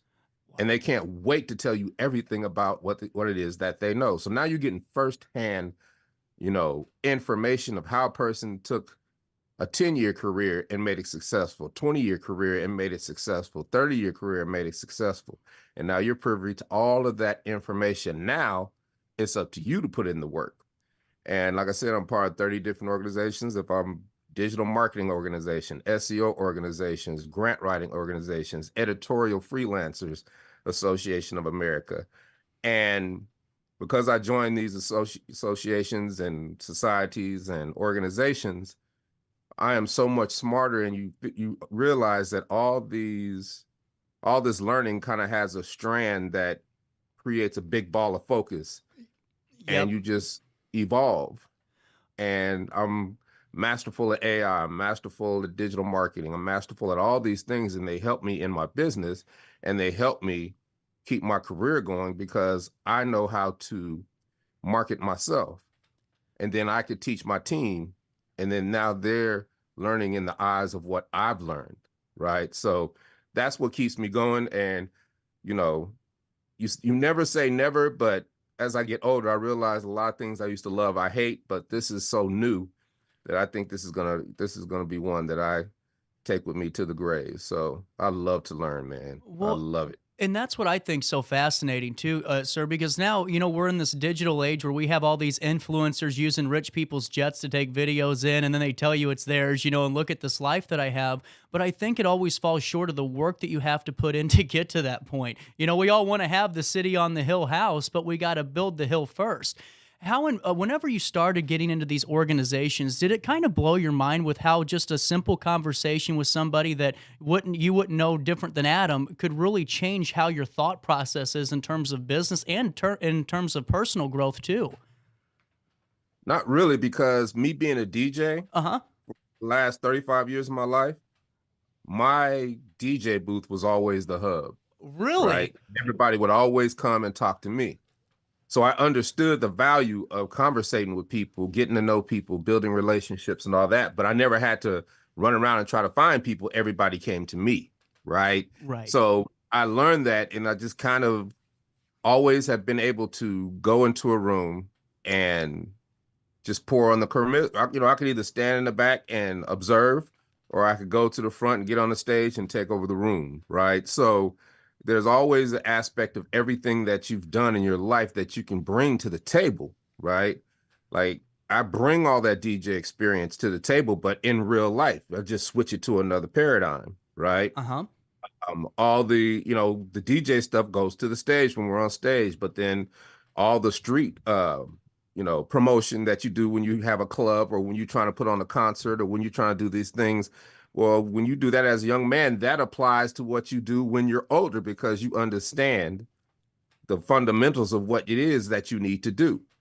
And then the rest is just staying up with technology. There's always going to be something new, and if you stay up on it and you learn about it, you'll be better, right? And it's just like, think about, you hear stocks, you hear Bitcoin, you hear all these things that were new, but if you caught them when they were new, you might have been able to jump in on them and have some type of expertise where you can, dibble and dabble a little bit in it. I love my life because I get to do a bunch of things a little bit, and nothing ever seems like a job to me. It's all fun. So that's how I balance everything. But I mean, this is the greatest time in history. That's how you got to look at it. The next day, I can't wait to get up the next day to see what I can learn and see what's new and see how I can apply it and see how I can build and how I can evolve and how I can help others. All these things are relevant, and that's what makes life worth living. You only get one. 100. One, and I'm going to ride it till the wheels fall off. You're absolutely right. And that goes back to what we were talking about earlier with life will pass you by if you don't jump in and live it, and that's such a huge point. And I wanted to ask you if it's okay, when Whoop There It Is comes out and changes really just blew up and everything was great. Was there a time, a couple of years afterwards or maybe a couple of months where you realized we got to capitalize on this and we really got to find a way to keep this going, or did it hit later on? I mean, there was just a series of unfortunate events. Like we're in a 15-year legal battle over to that song, right? But I never really wore that on my sleeve and was like, woe is me. I could have became an old bitter rapper, but that defeats the purpose. So I was like, well, if we're in a legal battle, you better become a paralegal so you can understand what these lawyers are talking about, right? Because it was two record companies battling for the rights, and we're in the middle. So I basically became a paralegal, started understanding what it was and how the legal system works. And then I was able to at least keep up and at least interject myself when there was something that I thought it'd be beneficial for me to interject in. And fast forward 15 years later, we prevailed, right? Yep. And, it all comes at a cost, right? But if I had just gave up, it wouldn't have... Whoomp There It is going to be Whoomp There It Is. But for me to take advantage of all the commercials, of all the times it's been in a song, for all the time that something good has happened from it, I wouldn't have been able to take advantage of that. And because I've been able to take advantage of that, every year something good happens and we're able to sustain. So now Whoop There It is in the nostalgia fade. It's not going anywhere because I planted this seed 30 years ago, and now it's a sequoia. You see what I'm saying? So 100%. I don't expect things when I do things because there is no quid pro quo in life. That's what keeps you stuck. I plant seeds and I keep it moving because you just never know how those seeds are going to grow. And now those seeds are coming back to harvest. And now every year, every day, every month is fruitful for me because I put in the work. That's the key. You got to put in the work. And, it sucks while you're doing it, but do it anyway, because what else you going to do? Exactly. Exactly. Sit there and sulk about it. You got to get out there and do it. And a question for you just on that, because that's really fascinating about how you learn some of the legal system just by learning how to be a paralegal. I'm always a believer that you're only as good as your team is, but you still have to know what, a little bit information about what they're working on. Is that kind of the same correlation, kind of what you were hinting at, where your lawyers are working, but you want to be in the know too? Well, actually, yeah. And actually every lawyer lawyers cost a lot of money. Yeah. So what are you going to do when you run out of money? Right. So you have to stay up on it. You know what I mean? So I had people that would help me, but I'd have to go do the work. I'd have to go find out what emotion is. I'd have to go find out what case law, law is. I had to put together discovery so I could at least have it when I had to go get a good lawyer. They didn't have to do all that work and it would save me money, right? So that's what happened. But once I learned how that legal system works and how, how a case comes to trial, I was like, oh, okay. So now it's just about preparation. So for me, that taught me everything is about preparation. We weren't paid what we should have been paid. So I vowed that that'll never happen again. And I became a licensed commodities broker because I wanted to learn about finance because I didn't want to get taken advantage of through money, right? So I started with stocks, I started with this, but I really got stuck on commodities and Forex. Then I became, a Series 3 broker, right? And this is like in the early 2000s, but I would have had to give up music to really do that. And I didn't want to give up music at the time, but it was an education on how to run money, right? How to take a little bit, put it away, fill up a bunch of buckets of financial instruments so you always have money growing. All these little things that I learned came from traumatic experiences, right? So you just vow that that'll never happen again, and you do whatever you can to make sure that it doesn't, at least on your watch. And we're all gonna make mistakes, but I love being wrong because it's the path to being right. You know what's perspective on things, that's all. I've said the same exact statement you've made, because if I'm right all the time, then life's pretty boring. You know what I'm saying? And something ain't working. Think about it. Think about the people who think they're right all the time. Yeah. If you're humble enough to understand that you can be wrong and embrace it, you realize that those people are truly stuck in a fantasy land. Yep. They're stuck in a alternate reality, right? And their alternate reality is false. So that's why they never flourish, because they always got to be right. And it's like, you got to humble yourself to, even if you are right, you still got to humble, you still got to come with the premise. Okay, I know they're full of it and they don't know what they're talking about, but what if they were right? Right. How would you deal with it? What would you do? And that is where the nuggets are, because if they were right, I come up with a system or a standard operating procedure to combat that. Now, that might not be the case at the time, but at least I come up with that tool to put in my toolbox and put it away. Now I have it for when that situation truly arises, because I thought about what if that person, or whatever they were saying, was accurate. If it was accurate, this is how I would deal with it. And now I am truly ambidextrous when it comes to problem solving, because I can humble myself to be wrong, even if I'm right. Well, and to me, those are invaluable lessons for anyone watching this interview right now. And I actually just got a text from the Alton Amphitheater Commission that said, thank you again for stopping by, and they enjoyed the show too. But as we get past, the current conversation to what we're working in now, you're doing so much stuff. It's just incredible. I mean, you're a motivational speaker, and then I saw some of your stats from just the performances and where you guys went the last year.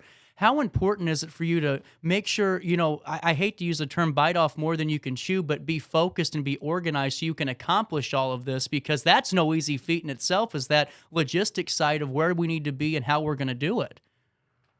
You said the proper word, logistics.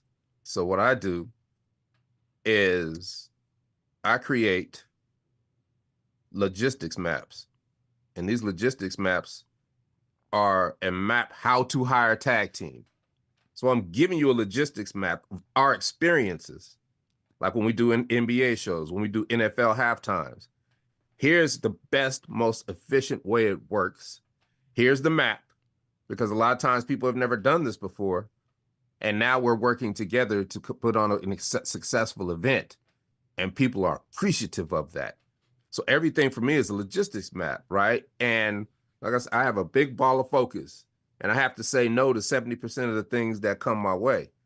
Because if it takes me away from this big ball of focus, then now I'm all over the place, right? Mm-hmm. But if it fits in this ball of focus and enhances my ball of focus on what I'm focused on, then it proves to be invaluable in my overall approach to what I do every day. You know, like and it evolves, right? Because something I become good and masterful at different things because I do them so much. See, one might look at it as I'm doing too much. You're doing all kind of everything. You're doing this, you're doing that. But what I'm doing is inching my way to mastery. Yep. And once you get a certain amount of mastery in things, you know how to infiltrate them into what you're trying to do. Right now, I am masterful at SEO, search engine optimization, the ability to get on the first page of Google for anything I want in this world. Now that's, it takes work for some of the harder stuff like real estate, and, plumbing and all that. But there's 1,000 ways to ask the same question, right? So if somebody's typing something into Google, they're typing it in 1,000 different ways, but it means the same thing. Right. So I find out where they're typing it in the most, and then where they're typing in the most, and it's not that much competition, and that's where I land, because those people are actually seeking me out. And now I'm in front of them, and I can provide my services for them. That's what I'm good at right now. I've applied that to tag team. I've applied that to my motivational speaking. I've applied that to my acting. I've applied that to anything that I can do. So I get to apply these things to the things that I do. Me doing this radio interview serves 14 different purposes, but people don't know that. Yep. You see what I'm saying? Yep. So that is the key, is getting the most out of what you do. So when you do a lot, all these little things I'm doing are working for me.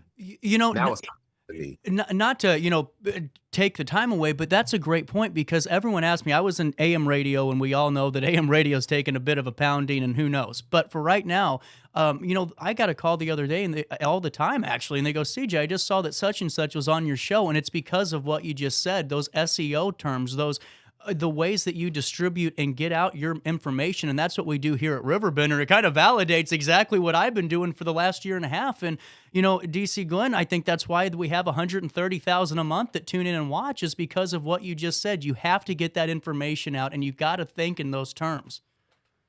I tell people all the time, you've got to get in front of the people who can pay you. Yep. Right.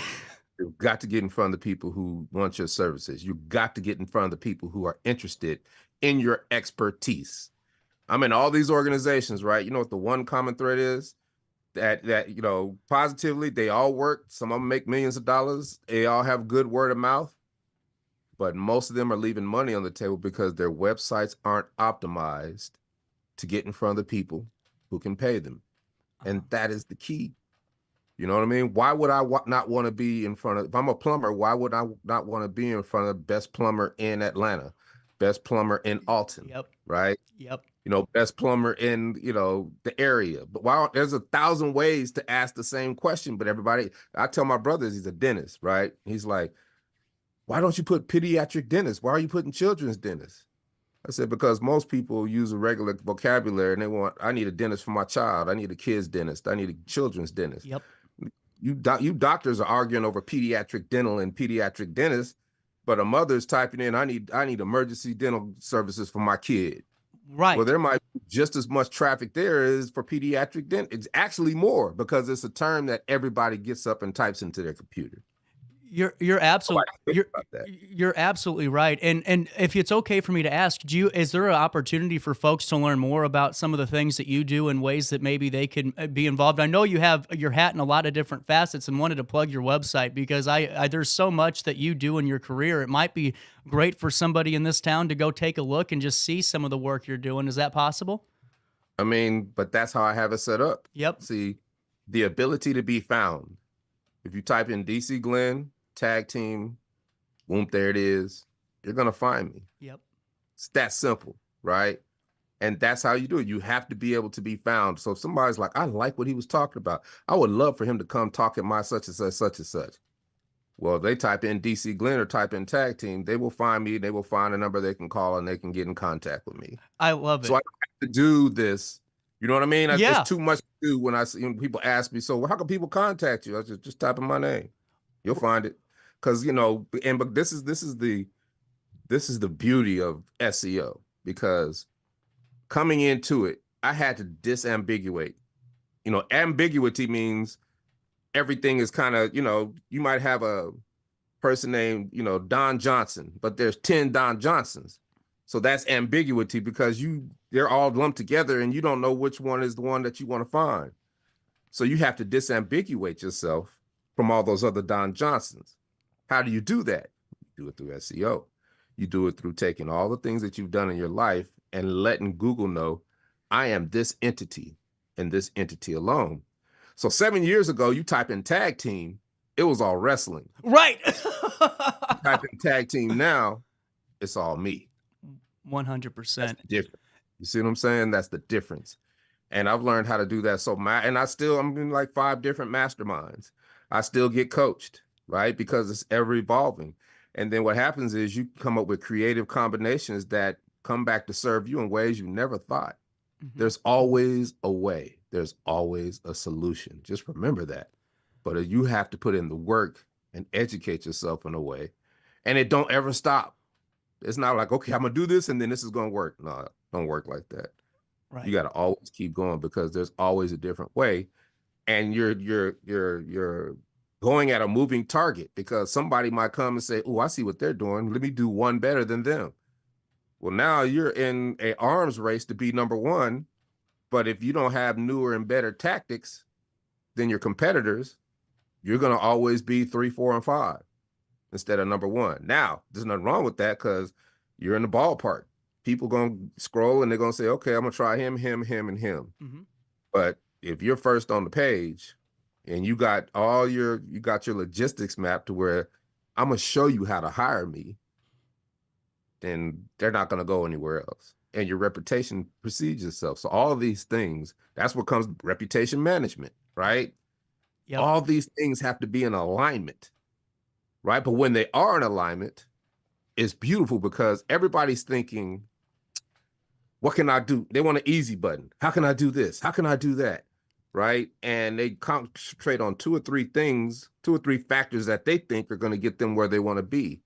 What they don't understand is there are 100 factors. So what you do is you got to find the places where you're a 0 and do 1, right? Yep. So let's do this factor, and you go down the line and you think broad instead of narrow.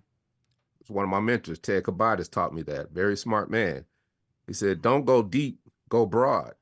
Then you cover everything. So if Google comes back and says, hey, we want to take this away from you. Well, I've got all these factors filled out, so that one thing doesn't hate me. Not hate me, but take away from me, right? You see what I'm saying? Mm-hmm. I can withstand that. And that's kind of, it's what do they say when you're investing? Diversification. That's the true essence of diversification. So when one thing falls out, 2 things fall out, you still are good because 8 things are still running. And you've got 10 more things that are incubating, right? So when you say, how do you do all that? Well, I do all of it because I don't do all of it at one time.